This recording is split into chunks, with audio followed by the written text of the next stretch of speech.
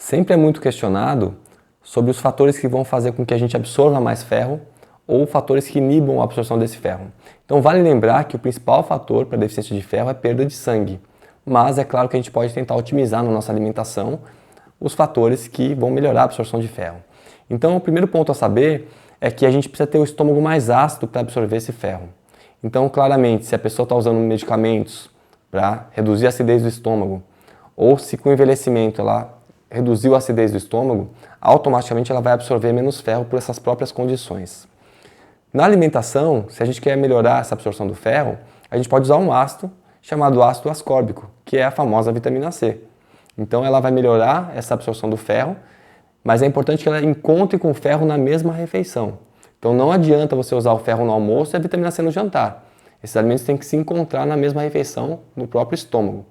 Então a combinação, por exemplo, de feijão com verduras cruas ou feijão com algumas frutas cruas seria uma boa possibilidade para otimizar a absorção desse ferro. Então, a vitamina C é um dos primeiros elementos que a gente pensa nessa otimização. A gente tem dados que mostram que para cada aumento de 75 mg de vitamina C na dieta, a absorção do ferro vai aumentar em cerca de 3 vezes, ou seja, ela é um fator realmente potente de otimização de absorção.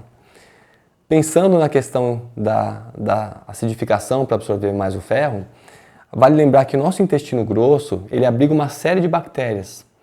E essas bactérias, dependendo do tipo que elas são compostas, elas podem tornar o intestino mais ácido ou menos ácido. Ou seja, a gente pode ter uma flora mais acidófila, que é uma flora positiva, e a gente consegue absorver ferro, inclusive no intestino grosso.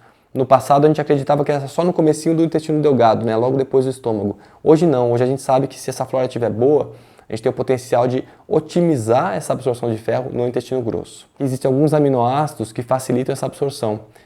Na nutrição é muito conhecido um elemento chamado fator carne. O fator carne, né, que o pessoal fala assim, não, se você vai colocar carne junto, vai absorver mais. Isso é por causa dos aminoácidos chamados aminoácidos sulfurados. São aminoácidos que contêm enxofre, e esses aminoácidos, quando livre, eles podem formar radicais ácidos e isso facilita a absorção. Só que quando a gente observa os aminoácidos dos feijões, comparando com os das carnes, a gente vai ver que é um perfil muito parecido, e inclusive os feijões têm mais desses aminoácidos do que as próprias carnes. Então deveria ser chamado fator feijão também, não só fator carne. Porque quando você utiliza esses aminoácidos que são presentes em grande quantidade nos feijões, você também vai promover mais absorção desse ferro. Então não precisa carne para isso. E existe um outro fator, que é um fator um pouco controverso ainda, que é a vitamina A ou beta-caroteno, que poderia teoricamente potencializar um pouco a absorção desse ferro.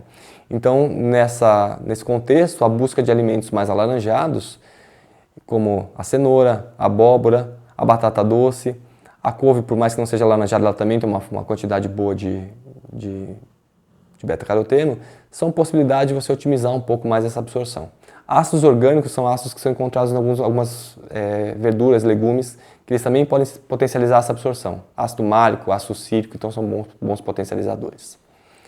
A gente tem também um fator importante para a absorção do ferro, que é principalmente a nossa baixa reserva de ferro. Ou seja, se o seu estoque de ferro está baixo, o seu intestino ele abre as portas para o ferro entrar com mais facilidade no seu sangue. É como se fosse um mecanismo de defesa. Estou precisando de ferro, vou permitir que o ferro entre com mais facilidade.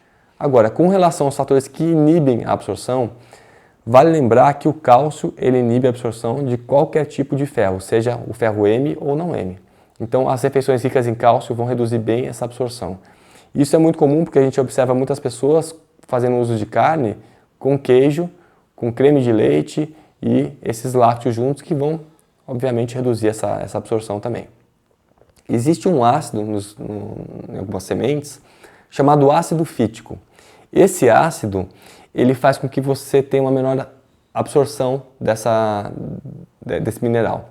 Em outro capítulo a gente vai conversar bastante sobre esse ácido, mas o fator para você reduzir o teor desse ácido é deixar os grãos como os feijões de molho na água por 8 a 12 horas, desprezar essa água e cozinhar os feijões numa água nova. Isso reduz bastante a quantidade desse ácido. Os polifenóis, taninas, catequinas, são substâncias encontradas em alguns chás, no café. Então, chá e café é interessante que você não utilize junto das refeições com ferro, porque eles inibem a absorção do ferro. Então, se você gosta de tomar um chá ou um café, é interessante que você termine a sua refeição principal e dê um tempo de pelo menos 2 a 3 horas para utilizar esses líquidos, porque senão eles inibem a absorção desse ferro também. E um outro fator que é muito importante é que quando o nosso corpo tem algum grau de inflamação para a gente é um grau de desgaste do corpo, isso é muito comum quando a pessoa está hospitalizada por um quadro infeccioso, por exemplo. Nesse processo de inflamação, o intestino não absorve ferro direito. Então, quem cronicamente está inflamado, isso a gente consegue inclusive dosar por exames de sangue, esse nível de inflamação, essa pessoa mais inflamada, ela absorve pouco ferro, mesmo que ela se alimente bem. Então, são condições que podem alterar bastante essa absorção de ferro.